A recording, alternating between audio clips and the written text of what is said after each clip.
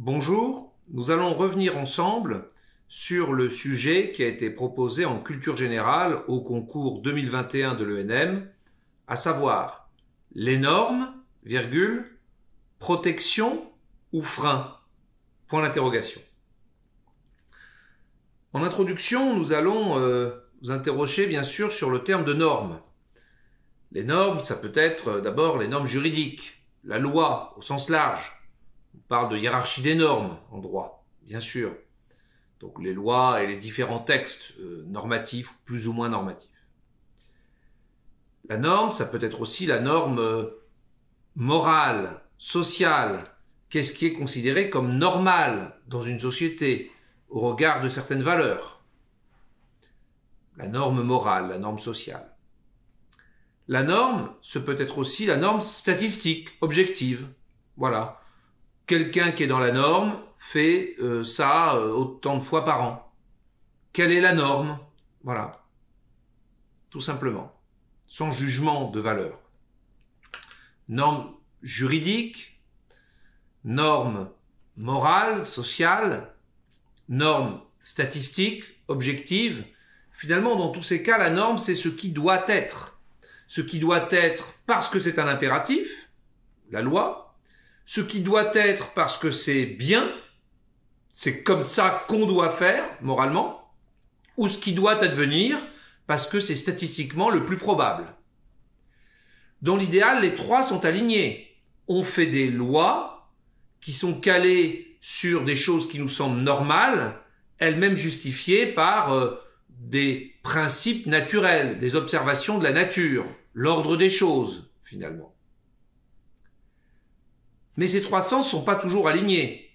Si je vous dis que la norme, c'est que 40% des gens fraudent aux impôts, c'est la norme statistique, c'est pas forcément la norme morale, ça ne veut pas dire que c'est bien, et c'est encore moins la norme juridique. La loi punit plutôt, interdit de frauder, bien entendu. La loi sur le mariage pour tous a rendu juridiquement possible, donc a fait une norme de quelque chose qui n'est pas la norme sociale. Et même si c'est en train de changer, l'acceptation de la différence et de l'homosexualité, du point de vue des valeurs, ça n'a longtemps pas été la norme sociale, ça n'est pas encore la norme sociale traditionnelle, et c'est encore moins la norme statistique. La majorité des couples sont encore hétérosexuels. Donc vous voyez bien qu'il peut y avoir des décalages entre les trois. Et si on avait eu comme sujet les normes, sujet difficile, un peu philosophique, finalement tout aurait été dans le rapport entre les différentes acceptions du terme norme, les tensions qu'il peut y avoir entre elles, le fait qu'elles sont en principe alignées, mais précisément ce n'est pas toujours le cas. Ça aurait été difficile, un sujet philosophique. Sauf que nous avons deux aides, finalement, qui font qu'on n'est pas face à un tel sujet. Tout d'abord, on nous dit les normes, protection ou frein. Et donc, le reste du sujet oriente vers un type de problèmes principaux qui se trouvent quand même être plutôt liés, et pour des futurs magistrats, c'est pas totalement extravagant, vers la norme en tant que loi, finalement. Est-ce que la loi nous protège ou est-ce que la loi nous freine? Est-ce qu'elle nous bloque? On connaît le problème du principe de précaution, par exemple. Des lois, à force de vouloir protéger par des lois, on peut empêcher l'action. Il y a cette citation de Paul Valéry, dans le même ordre d'esprit. Si l'État est trop fort, il nous écrase. Si l'État est trop faible, nous périssons. C'est-à-dire trop d'encadrement, trop de protection, ça nous étouffe, et pas assez de protection, enfin trop de protection, ça nous étouffe, ça nous freine, et pas assez de protection, c'est dangereux aussi. Voilà, donc on voit bien qu'il y a un équilibre. Et finalement, donc on part plutôt quand même, à titre principal, sur l'encadrement de la société par la norme de type juridique, en fait, au sens large. Et est-ce que, et le dilemme entre vouloir trop protéger, est-ce qu'à un moment c'est pas qui trop embrasse mal étreint, est-ce que c'est pas empêcher finalement d'avancer? Voilà, et tout bloquer. Comme souvent, donc lorsqu'on a un terme qui est très polysémique, mais qu'en fait, le reste de l'intitulé du sujet nous oriente plutôt vers un des sens, prioritairement, eh bien, on va essayer de raisonner d'abord à partir de ce sens-là, tout en essayant autant que possible, à certains moments de la copie, de faire appel à d'autres sens du mot norme pour le rattacher à cette problématique, ce qui permettra quand même de traiter du sujet principal, qui est plutôt autour de la norme juridique, tout en montrant que la norme, ça n'est pas que ça, et en utilisant d'autres acceptions de la norme. Voilà, ça c'est une première aide que nous avons. Une deuxième aide, c'est quant à la recherche de la problématique. Comme souvent, lorsqu'on a un sujet ceci ou cela, A ou B, en fait, A est un peu le contraire de B. Ça veut dire qu'on nous aurait dit « les normes sont-elles toujours des protections ?» Pour l'interrogation. La question avec cette problématique serait été de voir aussi que ça peut être parfois des freins.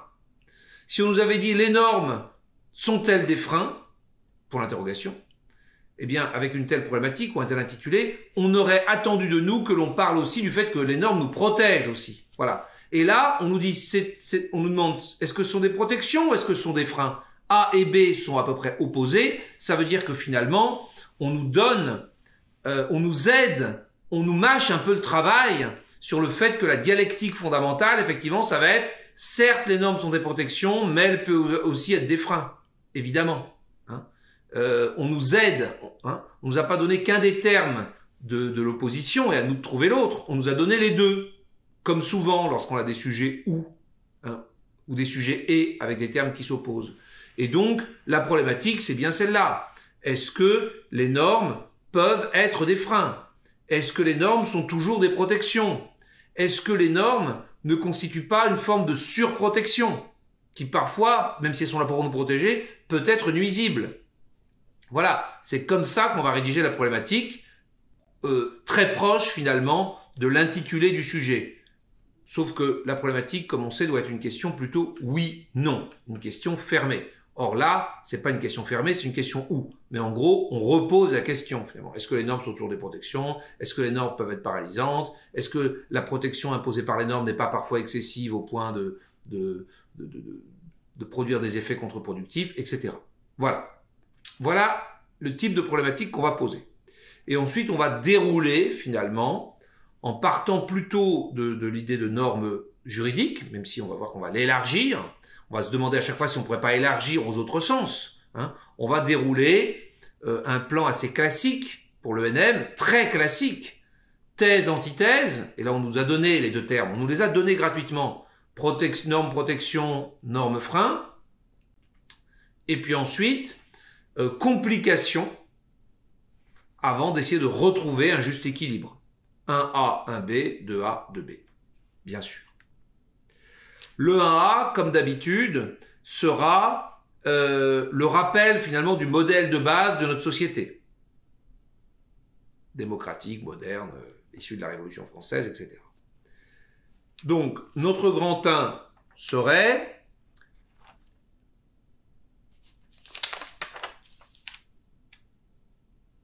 consubstantielles à la liberté, les normes peuvent aussi l'entraver dans nos sociétés. Consubstantielles à la liberté, les normes peuvent aussi l'entraver dans nos sociétés. A, la norme, une double protection de la société. Et là, on en revient à notre paradigme de base de nos sociétés républicaines, on va dire, démocratiques. A, la norme, une double protection de nos sociétés. Premièrement, protection et principalement de la liberté. On rappelle le contrat social, le Léviathan, Hobbes, Rousseau, etc. La liberté et l'égalité. Si on veut que chacun ait une part égale de liberté, il faut donc que la liberté des uns n'empiète pas sur celle des autres. Et il faut donc mettre des limites à la liberté. La loi. La loi est la garantie de la liberté dans l'état civil. C'est ce qu'on appelle l'état de droit. Voilà. Donc la norme protège nos libertés. Elle limite nos libertés dans la mesure où elle pourrait déborder, notre liberté pourrait déborder sur celle des autres, et elle la protège dans la mesure où la liberté des autres pourrait déborder sur la nôtre. Voilà. Donc la loi, la norme dans nos sociétés, ce qui est impératif, est imposé au service de la liberté. Et au nom de liberté et égalité, ce couple de la modernité démocratique. De même, la norme incarne la liberté politique. C'est-à-dire qu'il y a une véritable codification, une hiérarchie, on peut penser à la pyramide de Kelsen, une hiérarchie des normes juridiques qui ont pour but, dans nos démocraties, de bien exprimer la souveraineté du peuple. Au sommet se trouve le peuple constituant, titulaire du pouvoir originaire, et puis souvent ses représentants établissent des normes inférieures, et ensuite le pouvoir exécutif, qui rend des comptes aux représentants du peuple, établit des normes aussi qui doivent être soumises à la loi, et ainsi de suite. Voilà. Et finalement, les normes, dans ce qu'elles sont hiérarchisées, dans ce qu'elles sont impératives, sont l'incarnation de la liberté du peuple et de l'égalité entre les représentants du peuple, puisque tous les représentants du peuple participent à l'élaboration de cette loi, au même titre les uns que les autres, c'est la démocratie, et sont tous soumis également à cette loi. C'est l'état de droit. Voilà. Donc tout ça, les normes sont un élément central, sont très partie liées avec la liberté et l'égalité. Premier aspect. Deuxième aspect, les normes sont aussi garants de la cohésion de la société et du vivre ensemble. Là, on ne parle pas forcément de la norme juridique, mais du fait que la société repose sur des valeurs, c'est-à-dire sur des normes sociales, morales, partagées, qui fondent la société. Et la Déclaration des droits de l'homme, avant d'être un texte juridique, est l'expression d'un projet de société, des valeurs communes, une norme morale, en quelque sorte, philosophique, sur laquelle se fonde la société, sur laquelle s'établit une culture que l'État transmet, enseigne, tout ce que nous savons sur l'invention de la tradition, la transmission des normes sociales, culturelles, politiques, de l'identité de notre société, finalement, autour de ces valeurs normatives, à travers la culture, l'école, la mémoire, etc., ce qui permet de cimenter la société. Donc les normes jouent un rôle constructif au service de nos sociétés, dans le modèle, je dirais, 1789, qui est le nôtre. B, la menace contemporaine d'un excès des normes. Souvent, le 1B, c'est le fait que par rapport à un paradigme type 1789, qu'on rappelle, où le terme du sujet joue un rôle bien précis, il y a pu avoir des dérives ou des difficultés. Effectivement, aujourd'hui, il y a un risque d'excès de normes. Un double excès. D'abord, une multiplication de l'encadrement normatif de la société au nom de la sécurité. La sécurité publique, la sécurité sociale, la sécurité sanitaire, la sécurité routière, la sécurité du consommateur, la sécurité environnementale. Tout ça fait que de plus en plus, on a encadré, créé des interdits, des limitations, des obligations, imposé des responsabilités, des procédures, des règles, de plus en plus finalement. C'est l'augmentation très forte au cours du XXe siècle de l'intervention de l'État dans la société, dans la régulation de la vie économique et sociale. Voilà. Alors tout cela, bien sûr, a pour but de protéger, puisqu'il est question de sécurité, mais à la fin,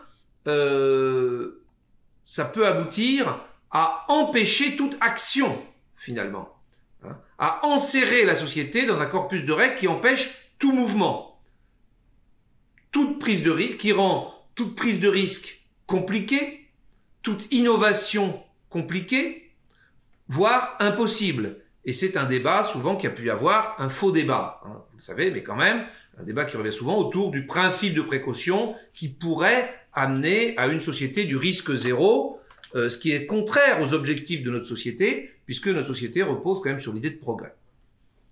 Voilà, et d'innovation. Donc trop de normes, finalement, trop de normes, trop de lois, inflation, etc. Deuxième excès peut-être, des formes de normes trop foisonnantes, une trop grande variété. Voilà. Trop grande variété d'abord par rapport aux sources qui ont explosé.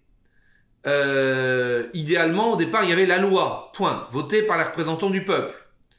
Et puis, assez vite, on a vu un développement du pouvoir réglementaire, avec différentes formes de plus en plus sophistiquées, une hiérarchie entre les textes réglementaires, l'intervention du pouvoir réglementaire dans des détails de plus en plus précis, de plus en plus techniques, donc des normes déjà nationales de plus en plus touffues, auxquelles sont dû s'ajouter des normes locales, à la faveur de la décentralisation, pour ce qui est le cas de la France, ou du fédéralisme dans d'autres pays, des normes internationales, le droit international, surtout qu'il prime sur le droit national, et puis même, évidemment, pour ce qui nous concerne, c'est vraiment le droit européen. Et aujourd'hui, on a des sources juridiques extrêmement variées, extrêmement diffuses. Au sein même de l'État, d'ailleurs, il y a des normes qui n'émanent pas d'autorités directement politiques, mais qui émanent, par exemple, d'autorités administratives indépendantes. Donc, qui sont d'autres autorités qui créent d'autres types de normes. Tout ça s'étoffe. Plus que ça, ces normes sont diverses quant à leur caractère normatif. On a vu la puissance publique émettre des normes plus ou moins normatives, des lois non normatives, des textes d'intention, des avis, tout un tas d'expressions finalement de normes émanant pourtant d'autorités politiques investies de pouvoirs normatifs qui ne sont pas toujours normatifs ou qui ont un caractère normatif, je dirais, variable.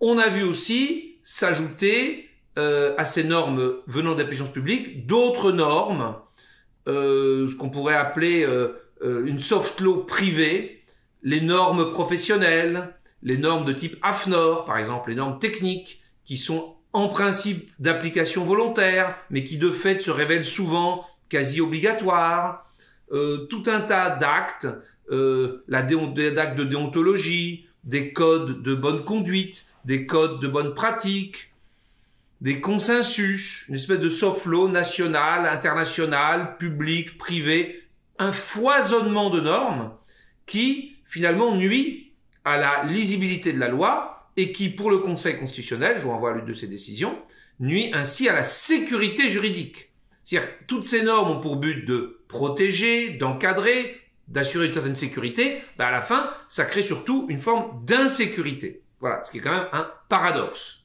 Donc non seulement on a une forme de frein, ce qu'on a vu tout à l'heure, il y a un dilemme entre vouloir protéger, trop protéger, à un moment freine toute initiative, toute prise de risque, ce qui est préjudiciable, mais parfois même à vouloir trop protéger, on crée de l'insécurité nouvelle. Et insécurité juridique, ce qui est quand même pas bon, insécurité en plus qui est assez inégalitaire. Comme le disait Condorcet, entre celui qui sait lire et celui qui sait pas lire, il n'y a pas d'égalité devant la loi. Aujourd'hui, dans un droit de plus en plus complexe, de plus en plus touffu, de plus en plus international, de plus en plus varié, il y a ceux peut-être qui sont capables d'utiliser le droit, de le comprendre, d'être conseillés comme il faut, et ceux qui le sont moins. Voilà. Donc finalement, on a bien cette bonne intention au départ de protection par rapport à la place que doit avoir les normes dans nos sociétés, qui aboutit quand même à une forme aujourd'hui de frein, voire d'insécurité. Un A, un B. On a l'équilibre. La thèse et l'antithèse par rapport à la question posée. Grand 2A, ça va être la complication contemporaine, et 2B, le besoin de revenir à l'équilibre, comme d'habitude. Grand 2, l'équilibre quant à la place des normes, confronté à de nouveaux défis que la société démocratique doit relever. L'équilibre quant à la place des normes, confronté à de nouveaux défis que la société démocratique doit relever. C'est un titre de grand 2, ultra classique pour un devoir ENM. Confronté à de nouveaux défis, et il faut rétablir l'équilibre. En effet, aujourd'hui, finalement, il y a une nouvelle remise en place, il y a une double remise en cause, il y a de nouvelles remises en cause de l'idée même de normes dans la société. D'abord, au plan de la norme sociale. Visiblement, il y a une remise en cause de l'idée même qu'il puisse y avoir des normes dans une société. C'est ce que Charles Taylor explique quand il explique le progrès finalement de la notion d'identité, de la revendication identitaire. Nous serions passés de sociétés de l'honneur au XVIIIe siècle où chacun était reconnu pour ce qu'il valait, à des sociétés de la dignité où chacun veut être reconnu pour ce qu'il est. Donc revendication des spécificités, des particularités de l'identité. Identité individuelle, l'individualisme, ou identité collective, le communautarisme. Voilà. Et donc, l'idée qu'il puisse y avoir une norme qui s'applique à tout le monde est de moins en moins bien acceptée dans une société où ce qui est valorisé, justement, c'est ce qui nous distingue en tant qu'individu ou en tant que communauté par rapport aux autres individus, aux autres communautés. Autre remise en cause qui concerne cette fois les normes juridiques. En fait, il y a cette crise finalement de la représentativité politique, mais c'est aussi cette crise des élites. Il y a une remise en cause de ceux qui édictent les normes, de ceux qui décident des choses. Bien sûr, les autorités politiques, qu'on considère comme peut-être pas forcément légitimes pour imposer des décisions. Une crise de confiance des élites, des institutions, enfin, vous connaissez ça. Mais aussi de tout un tas d'autres organismes, administratifs, judiciaires, parapublics, privés, toutes les autorités finalement dans leur capacité à édicter des règles qui s'appliquent à l'ensemble de la société. Il y a cette remise en cause de la légitimité à édicter des normes et de ceux qui les édictent. Voilà. Et tout ça fragilise finalement l'idée même de norme. Ce qu'on peut dire aussi dans ce 2A, c'est que cette fragilisation de la norme sociale et de la norme, je dirais, juridique ou impérative, finalement, ces deux fragilisations aboutissent, enfin se rejoignent aujourd'hui dans de nouvelles dynamiques, par exemple, notamment la dynamique de juridicisation de la société. C'est-à-dire que un certain nombre de groupes qui ne sont pas dans la norme sociale ou dans la norme statistique vont vouloir voir leurs droits reconnus. Typiquement, le mariage homo, l'adoption, la procréation médicalement assistée pour les mères seules, etc., pour les couples de femmes.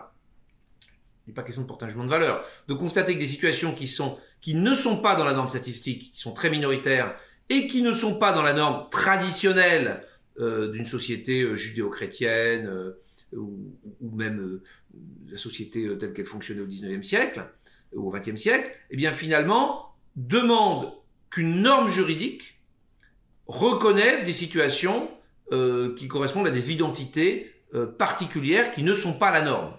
Voilà. Ça, c'est une chose. À l'inverse, on a parfois des choses qui étaient des normes morales, des normes de comportement, des normes sociales, dont on demande aussi qu'elles soient reconnues par le droit comme des normes juridiques. Ce n'est pas bien d'être raciste, ce n'est pas bien d'avoir des idées de haine, c'est pas conforme à nos valeurs, c'est moralement condamnable dans notre société. Eh bien, la loi Guesso vient mettre une condamnation sur ce type de propos. Ce qui relevait avant de la politesse, du savoir-vivre, de la bienséance, d'une certaine urbanité, est aujourd'hui juridicisé à travers la sanction des incivilités. Voilà. Donc le droit, la norme juridique vient au renfort de la norme morale ou de la norme sociale. Finalement, il y a une espèce d'évolution aujourd'hui, de crise en quelque sorte de la norme, de déséquilibre de la norme. Voilà. Alors, face à cela, il y a un risque donc de confusion aussi, de rejet de la norme. À la fois, il y a une espèce de rejet de la norme qui est excessif, et en même temps de désir de norme, de devoir graver même jusque dans la loi des choses qui avant auraient relevé simplement du savoir-vivre, ou de la simple tolérance, ou du comportement. Un désir de norme, un rejet de la norme, un peu excessif, un déséquilibre. Souvent, le 2A, vous le savez, ce sont des déséquilibres qui vont dans des sens opposés. Dans nos sociétés, il y a bien des sujets sur lesquels ça tire trop d'un côté, de manière manifestement excessive, et ça tire trop de l'autre aussi. Et donc, le 2B a pour but de retrouver l'équilibre. 2B, redonner sa juste place à la norme, conformément au modèle de la société moderne. Redonner sa juste place à la norme, conformément au modèle de la société moderne. Voilà. Sans surprise, le 2B essaie de nous ramener à un bon équilibre. Il faut revenir finalement au paradigme qui est celui de nos sociétés, essayer de redonner la place aux normes qui correspondent à cela. D'abord, notre société est un état de droit dans lequel la loi doit encadrer finalement la société, et cette loi doit donc être accessible, lisible, puisque c'est le gage de la liberté.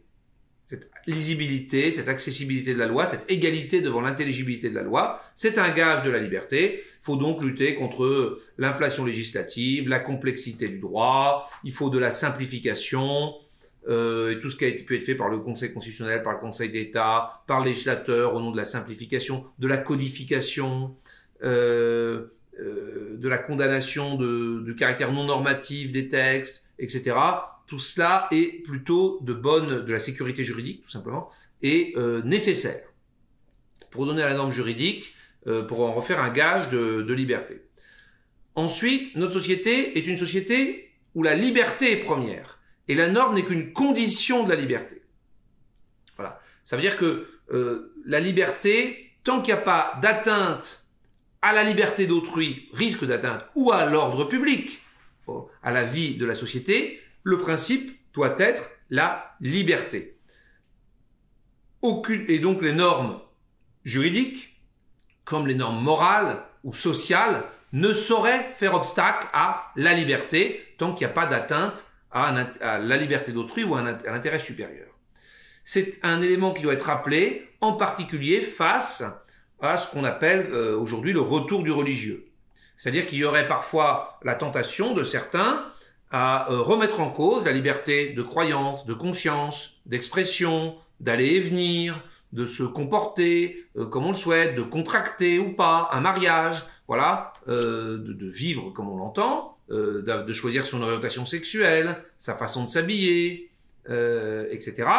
Il y aurait volonté de limiter finalement cette liberté individuelle en s'appuyant sur un retour de normes morales d'inspiration religieuse. Voilà. Alors autant les normes religieuses sont respectées dans notre société, dès lors que les individus qui croient dans ces normes se les appliquent ou s'y soumettent eux-mêmes, librement. En aucun cas, ils ne sont autorisés à soumettre d'autres à ces lois, à ces règles. Et il y a parfois des risques, une tentation d'observer cela. Donc on peut rappeler que les normes, en fait, n'ont comme seule limite que la liberté individuelle et le vivre ensemble, l'ordre public. Il n'y a pas d'autre limite à la liberté individuelle, pas d'autre limite à la liberté qui justifie des normes. Voilà. Donc attention au retour d'une espèce d'ordre moral ou de normes morales qui pourrait être attentatoire aux libertés.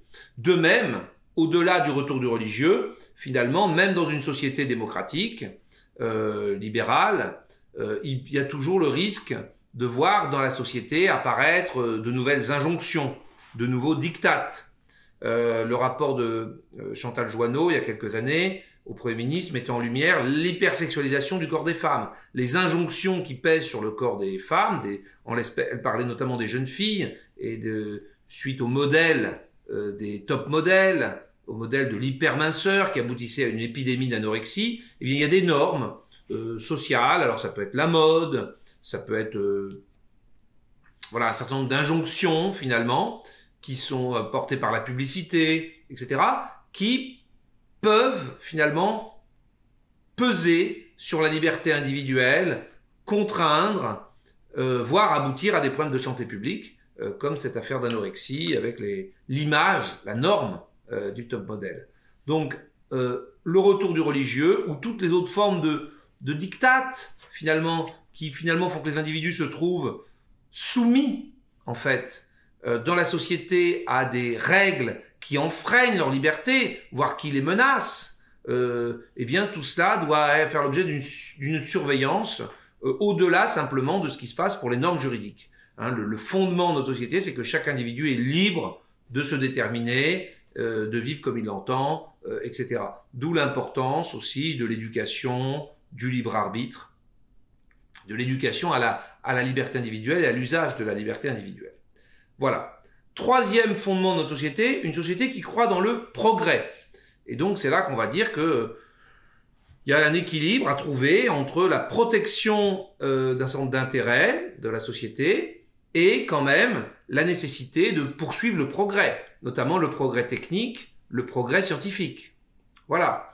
Le principe de précaution ne saurait être entendu comme le risque zéro. Le principe de précaution consiste juste à dire qu'on ne prend un risque qu'en connaissance de cause. Et donc, quand un risque n'est pas évalué, il ne faut pas le prendre. Dans le doute, abstiens-toi. Mais évalue, quantifie le risque, donc ne sois plus dans le doute, et à ce moment-là, tu pourras envisager de le prendre. Or, il y a une tendance, peut-être, c'est ce que disent beaucoup d'auteurs, dont Michel Schneider dans Big Mover, François Ewald dans La Société du risque zéro, finalement, avec cette idée du principe de précaution, globalement, de voir nos sociétés, finalement, sur fond d'état-providence, tendent vers une espèce de risque zéro. Le risque zéro, c'est l'immobilisme, c'est l'absence d'innovation, l'absence de progrès. Or, notre société croit dans le progrès. Elle a confiance dans la capacité de l'homme à améliorer les conditions de vie dans tous les domaines, politiques, juridiques, culturels, intellectuels, techniques, scientifiques, médicales. Nous avons confiance dans le progrès. Et c'est une des choses qui ne doit pas être retirée. C'est d'autant plus difficile, effectivement, que la question va se poser de plus en plus d'un arbitrage entre la prise de risque, le progrès économique, social, technique et la protection de la société. On l'a vu avec le principe de précaution, on vient d'en parler. La question s'est posée pendant la crise de la Covid. Protection sanitaire de la société versus progrès économique, croissance économique, activité. On a bloqué un peu la société pour la sécurité sanitaire. Demain, avec la crise environnementale, la question va aussi se poser d'éviter de ne pas interdire toute activité, tout déplacement, toute production, toute industrie au motif des objectifs environnementaux. Voilà, il va y avoir un équilibre à trouver qui concerne bien sûr des normes juridiques, mais aussi des normes techniques, des normes professionnelles, des normes environnementales, et puis globalement les normes de la société, finalement. La société elle-même doit admettre que, bien sûr, il faut limiter un certain nombre de libertés, un certain nombre d'actions qui peuvent être préjudiciables pour l'ensemble de la société, mais à trop vouloir limiter, à trop vouloir dissuader, on risque de ne plus avoir de progrès, de ne plus avoir qui que ce soit qui, ne serait-ce que prenne un risque, finalement. Or, toutes les inventions, toutes les créations, toutes les entreprises, le libéralisme économique repose sur l'entrepreneuriat, suppose à un moment une prise de risque. Voilà, donc revenons au fondement de nos sociétés et redonnons la juste place quand même à la norme. Ensuite et enfin, bien sûr, face à la montée de l'individualisme ou du communautarisme, qui sont les deux faces d'une même médaille, rappelez qu'il saurait y avoir vivre ensemble, c'est partager des valeurs, c'est partager une vision commune, un désir commun de vivre ensemble par rapport à un projet. Et donc, on peut avoir des particularités, on peut affirmer son identité, mais il est essentiel que la société se retrouve autour d'un socle de valeurs qui sont traduites en normes juridiques, la Constitution, la Déclaration des droits de l'homme, et puis des lois ensuite, notamment par exemple la laïcité, les grands droits de la République, etc. Mais derrière ces normes juridiques, il y a aussi des normes morales. Il y a une vision, un idéal qui doit être partagé. Sans quoi, dans la conception républicaine française, nous ne saurions faire société. Voilà, nous saurions vouloir construire ensemble une société si nous ne sommes pas d'accord sur l'idéal de cette société, les valeurs de cette société. Donc, il ne saurait y avoir de société sans normes. On rappellera à un moment dans la copie que, d'ailleurs, la définition d'une société, c'est un groupe humain régi par des règles, c'est-à-dire par des normes qui peuvent prendre une forme juridique, morale, religieuse, qu'importe, des normes, des règles, ressenties comme telles. C'est essentiel pour vivre ensemble. Voilà. Une fois que nous avons dit ça, nous pouvons conclure peut-être avec une conclusion assez prospective. Finalement, nous avions l'introduction évoqué les normes impératives de type juridique, la loi plus, les normes morales, sociales, qui règlent les comportements, les valeurs en fait de la société. Puis nous avions évoqué discrètement la norme statistique, ce qui se fait pas, ce qui se fait le plus souvent. Voilà.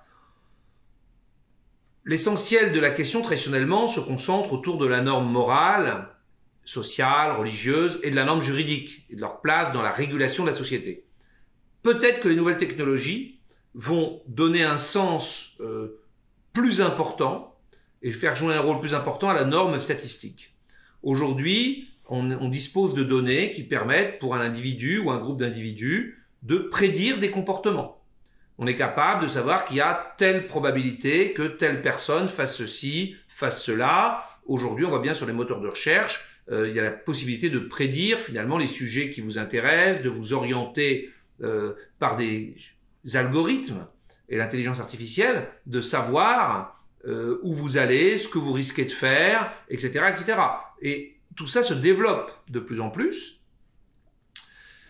Il ne faudrait pas que tout ça finalement finisse par avoir une régulation de la société par simplement la norme statistique. C'est-à-dire qu'on définisse des profils avec des pourcentages de probabilité, une certaine prédictibilité des comportements individuels et collectifs qui aboutissent à une forme de régulation de la société en ce sens. Par exemple, on voit ce que peut donner l'alliance des nouvelles technologies et d'une volonté d'encadrer la société et les comportements individuels au plus près, en Chine, avec la notation des citoyens, où en fonction de vos comportements, qui sont enregistrés, vous avez une note de citoyen qui vous interdit ensuite d'avoir accès à tel ou tel service ou à telle ou telle facilité, au motif qu'on pourrait prédire que vous allez vous comporter de telle ou telle façon. En matière de science-fiction, c'est Minority Report. Voilà. Il faudrait faire attention à ce que aujourd'hui, la norme statistique, finalement, par l'observation des comportements, ne vienne encore plus, toujours en apparence pour des motifs de protection de la société, finalement, corseter les libertés individuelles et collectives au motif de la protection. La norme n'est, dans notre conception à nous, et depuis la Révolution française, n'est qu'un moyen de la liberté. Voilà. La norme n'est qu'un moyen de la liberté. Les protections, les sécurités ne sont qu'un moyen de la liberté. Moyen qui parfois lui mettent des limites nécessaires, mais il faut toujours rester fidèle à ce paradigme.